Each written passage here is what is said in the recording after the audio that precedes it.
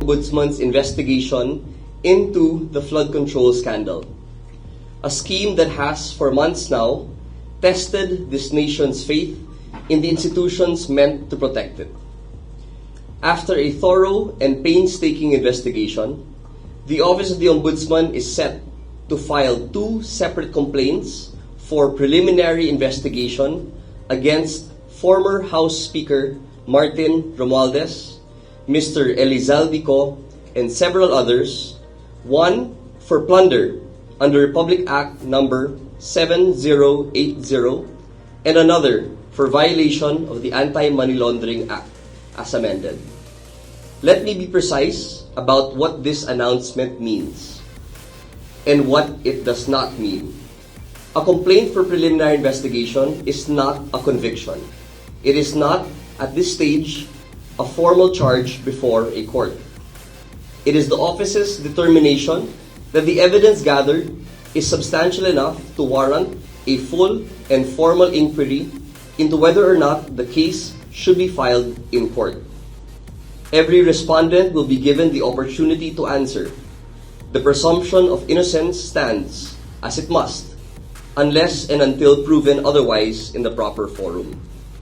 At this point, we will ask the respondents, including former Speaker of the House, Martin Romualdez, to answer the allegations contained in the complaint and put forth his defense. Once we receive his defense and that of his co-respondents, the case will be submitted for resolution and the decision will lie with the panel of prosecutors whether or not the case should be filed in the Sandigan Bayan. I would like to assure the public that this office follows the evidence where it leads, regardless of the office once held, the influence still wielded, or the political weight of the name involved. Our investigation identifies former Speaker Romualdez as the central figure in a scheme built on the diversion of public funds meant for flood control projects. Funds that were supposed to shield Filipino communities from the very floods that year after year take their homes, their livelihoods, and too often their lives. His correspondents in this complaint include former Congressman Zalde Co, among others. At the core of this case is the testimony this office does not take lightly. Sworn statements from 8 individuals who formerly served as Mr. Co's own security personnel. People who were present, who moved with him, who witnessed the exchanges firsthand, detailing the amounts delivered from Mr. Co to former Speaker Romualdez. This is not hearsay passed down secondhand. It is a first-hand account from those who were there. That testimony does not stand alone. It is corroborated by an independent evidentiary trail from money exchange companies to bank transfers to shell companies, all using personalities tied to the former Speaker Martin Romualdez. The former security personnel of Mr. Zalde Co record the first trace of money from Mr. Zalde Co to the former Speaker. Investigation yields, however, that the money trail did not stop there. In an apparent attempt to cover up the extraordinary wealth, the money was exchanged, commingled, and laundered through an elaborate scheme. The result? Numerous luxury houses and condominiums, extravagant investments in different industries, and enough money left to change narratives, buy opinions, and attempt to destroy and manipulate evidence. Records drawn from the Anti-Money Laundering Council, money service businesses, and corporate structures that our investigators allege were used as an instrument in this scheme, when read together, tell one consistent story. Further, despite a precautionary whole departure order issued by the Sandigan Bayan, this office has received credible intelligence reports that former Speaker Martin Romualdez has not ceased attempting to leave the country. The office calls on all relevant agencies to make sure that this does not happen. Let me make this clear. We are not done collecting evidence. We are not done filing cases. The investigation reveals more and more each day and each week. To look away at this point is contrary to the very mandate of this office. So, we build cases as the evidence comes and each element and crime becomes more apparent. As more come, the more we work and the more our cases churn. To every Filipino who has watched this scandal unfold with mounting anger and mounting doubt, who was asked again and again whether accountability would ever reach the top of the scheme or whether it would stop, as it so often has, somewhere in the middle. I say to you, the evidence has spoken, and this office has acted on it. Funds meant to hold back floodwaters were instead allegedly diverted into private hands, while communities were left exposed to the very disasters those funds were meant to prevent. The betrayal deserves and will receive the full and fair weight of the law. This office will provide further updates as these complaints proceed through preliminary investigation. We thank the media for their continued diligence in covering this case, and we thank the Filipino public for their patience as due process, real due process, is allowed to run its course. Maraming salamat. I'll entertain a few questions on my statement. Please use the microphone and introduce yourself as well as the media outlet that you represent, please. Thank you. This actually is not yet the grand conspiracy case. I would like to clarify na ito ay galing doon sa 8 former personnel, security personnel ni Zaldico. And from those statements, we were able to build a completely different case. And yung mga nakakorroborate ho dito ay hindi pa po si Secretary Manny Bonoan. So, ito ay patungkol doon sa kanyang amassing of wealth, no? Yung pag-launder niya ng pera, and ultimately, as we have identified a predicate crime, it will also result in the crime of plunder. So, as I alluded to in my speech, na hindi pa ito yung huling kaso, yun po ang ibig ko sabihin. Na meron pang grand scheme or grand conspiracy of plunder that we are still looking at, and which involves the 2025 budget of the House. So this is separate from that. Pero as I mentioned dito sa aking statement, hindi po pwede na antayin namin lahat ng ebidensya para mag-file na kami. Once we have enough evidence to support a case, especially that if it's for plunder, we will file it already. At hindi na namin antayin yung ibang kaso niya para sabay-sabay. Hindi po ganon. So kung ano po yung mauna, yun po i-file namin.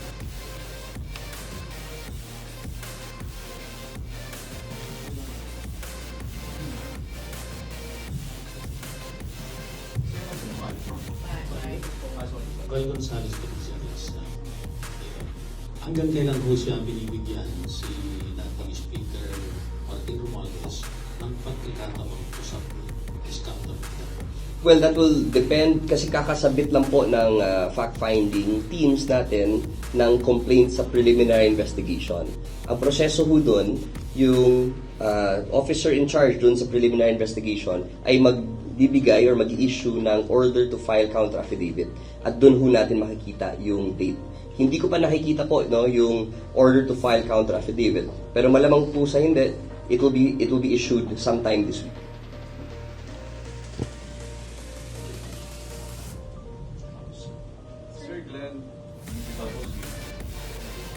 Sir Glenn Michael sa WB. Sir, siguro ang tanong lagi ng mga kababayan natin, kailan kaya talaga ito? Kailan ito patatapos? Kailan ito-file? Kailan ito nagkakaroon ng desisyon sa kaso? Well, the new rules provide for a 60-day period for preliminary investigation to take its course. So from the time na sumagot po si former Speaker Romualdez sa complaints laban sa kanya, we can expect that the resolution would come out in a reasonable amount of time. Pero itong pag-file po ng complaint from FF finding to the preliminary investigation team sets that ball in motion already. So time periods have to be followed. Wala na pong preno-preno dito dahil tumatakbo na po yung panahon para sumagot at ma-resolve yung kaso. Wala ko, sir. Isa pa rin ho dun sa inaantabayanan ng publiko ay yung iba pang mga pangalan na nabanggit na rin ni Ombudsman Remulla before, like Senator Joel Villanueva, Senator Chis Escudero. Kumusta po yung mga kaso against nyo? Well, kagaya po ng sinabi ni Ombudsman, tuloy pa po yan. At yung mga kaso ho na yan ay, well, for one, yung kay Senator Joel, hindi po sang-ayon yung ating mga investigador doon sa findings po ng Department of Justice. So, once na-endorse po yung kaso galing sa DOJ, meron pa pong gustong dagdagan yung ating mga investigador dito dahil nagkaroon po ng parallel investigation. I just want to remind na nung nasa DOJ pa po kasi yung kaso ni Senator Joel, iilan lang po sa mga witnesses or testigo ang pupunta sa DOJ. Dahil if you will remember, at the time na nandun pa po si Ombudsman Remulla bilang kalihim ng kagawaran, nagsimula na ho kami ng pag-interview ng mga testigo doon. So yun lang po ang siguro na interview ng DOJ. Pagdating ho dito, meron na pong parallel investigation na naganap din. So we are reconciling the facts and the evidence for that case, pero patuloy pa din po yan. Pwede pong pakiklaro lang kung saang parte medyo hindi na I cannot reveal that dahil fact-finding is confidential in nature, no? And I would be telegraphing our punches if I were to do so. Pwede pong magbigay ng timetable kung Ay, hindi po ako nagbibigay ng timetable. Basta kami po, we will always file as soon as the evidence is ready. Itong kaso po ni former Speaker Martin Romualdez, alam ko po marami pong nainip dito. Pero dito po kami, siguro ito po yung strength ng Office of the Ombudsman dahil sa bagong rules namin na hindi po kami magfa-file hanggat hindi siya malakas. So, kailangan po talaga lahat ng elemento ng bawat crime ay na-fulfill ng ebidensya, na-satisfy ng ebidensya. Sir John Liz po from Abante. Sir, question lang po, aside po kay Zaldico, meron po bang ibang co-accused si dating House Speaker Romualdez, and ilan po sila if possible malaman din kung sino sila? I will reserve that, kasi yung mga actors that I mentioned here, money exchanges, shell companies, bank transfers, yung mga personalities po na involved dyan sa scheme of layering ay kasama din po sa complaint.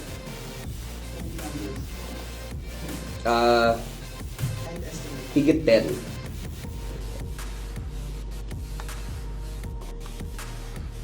Sir, dun sa attempt to speak to Martin Romualdez, against Ombudsman, sir, ilang beses siya nag-attempt and ano yung mga move na ng Office of Ombudsman? Well, ito nga, nananawagan ho kami sa mga ahensya na may kinalaman sa border security at siguro yung mga ating mga law enforcement agencies na sana po ay bantayan niyo na po yung mga galaw, dahil nakakuha po ang office natin ng intelligence reports na kahit meron na po siyang precautionary hold departure order, may balak pa din po siyang umalis. And sa amin po, dahil matagal na naming ini-investigate itong kaso na ito, matagal na naming gustong i-file to actually, although of course we had to let it go through the proper process, the right evidence gathering, at nandito na tayo sa punto na ito, sana po hindi masayang yung ating trabaho at ating effort dito. So kaya namin siguro nire-remind yung ating law enforcement agencies, pati na rin ang ating border control, to please watch out. Dahil malamang sa hindi niyan, lalabas po siya sa informal channels at hindi sa formal borders natin. No? May PHDO na siya. Ibig po sabihin yan, hindi na po siya makakaalis gamit ang ating mga normal or formal borders. Airport, seaport. No? Pero itong intelligence po natin, kailangan bantayan lahat. No? So we really hope, no, na itong mga border control agencies, pati na po yung law enforcement agencies, could be on top of this. Sir, mahirap ba in case man na makaalis si dating Speaker Martin Romualdez, ano na po yung mangyayari dun sa mga PI level na complaints sa kanila sa ombudsman? Sa preliminary investigation stage po kasi, pag hindi po sumagot ang isang respondent, ibig po sabihin, parang niwe-waive na po niya. Actually, niwe-waive na po talaga niya yung kanyang karapatan para sumagot at maghain ng counter affidavit na ang nilalaman ho niyan ang kanyang depensa. No? So, we will have to resolve the case on the basis na lang po dun sa allegations sa complaint. So, wala na po siyang chance to defend himself in this forum.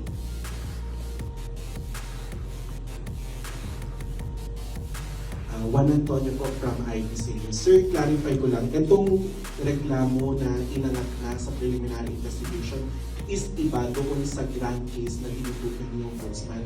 Ano po yung status ng pinaka-grand case kay Speaker? As I said, we're getting more and more confident as the days go by.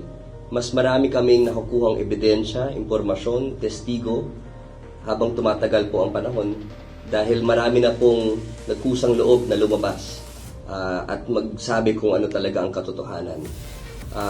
Bagamat itong grand case, no, ay isang bagay na kailangan tama ang approach natin. Dahil pag final natin at hindi pa tayo sure or manipis ang kaso, hindi pa supported by evidence yung kaso natin, puro allegation lang, at yan ma-dismiss sa Sandigan Bayan, mag-attach po kasi ang double jeopardy. Ibig po sabihin, hindi na po pwedeng mag-file ulit ang ombudsman on the same set of facts. Kaya lagi kong sinasabi na we only have one shot, we only have one chance to get this right dahil doon sa konseptong double jeopardy. So iniiwasan ho natin yan. Kailangan kumpleto ang ebidensya, kumpleto ang kaso bago tayo mag-file sa Sandigan Bayan. Okay, and clarify ko lang po, itong inangat natin sa preliminary investigation, yung pinaka-nature ng reklamo ay nanggaling po sa testimony ng mga bodyguards na nagpakilala mula kay Sally. Opo. Explain ko din yan, no? So yung 8 na former security personnel ni former Speaker Romualdez, yun ang naging starting point ho natin. Nung nakita natin allegations at na-identify or na siguro napansin ng mga investigators na consistent po at categorical yung mga sinasabi nila, nag-investigate pa sila ng mas malalim para i-verify ho yung mga sinasabi ng mga ex-bodyguard or ex-security personnel ni Zaldico.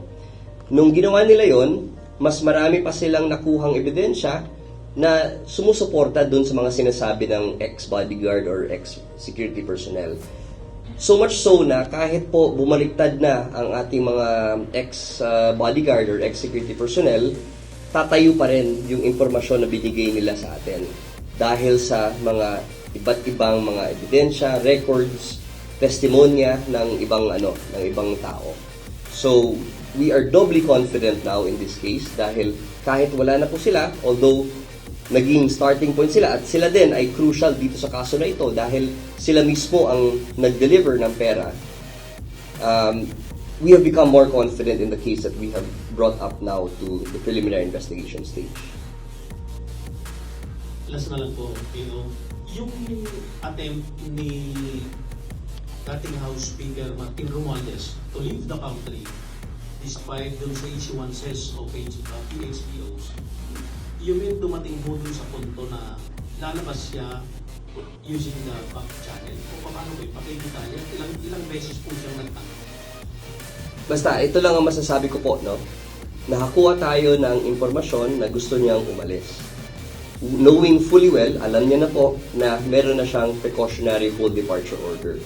Ngayon, kung ganyan po ang intention ng isang tao na meron ng precautionary full departure order, ang presumption natin ay hindi talaga siya dadaan sa formal borders. Dahil alam niya na po na bawal na siyang umalis. Meron na po siyang full departure order galing sa korte.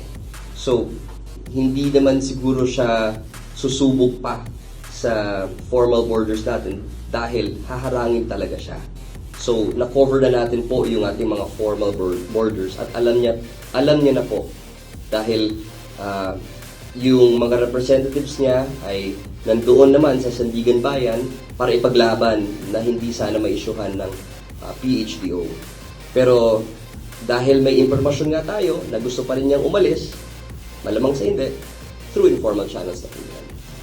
Sir, last na sa akin, baka gusto niya na po magbigay ng komento na sa nabanggit ko ni Senator Padilla na nakapag-file na daw po siya dito sa ombudsman ng kanyang counter affidavit. Buti naman po at meron siyang pinakita no na isang counter affidavit, original pa po daw ang pinakita niya, bagamat hindi ho siya nagre-reflect sa aming sistema. And it had already, the time to file a counter affidavit had already lapsed. So we will rely on what our system says and we will take it from there. No? So as of right now, only Senator Alan Peter Cayetano's counter affidavit reflects in our system. Okay?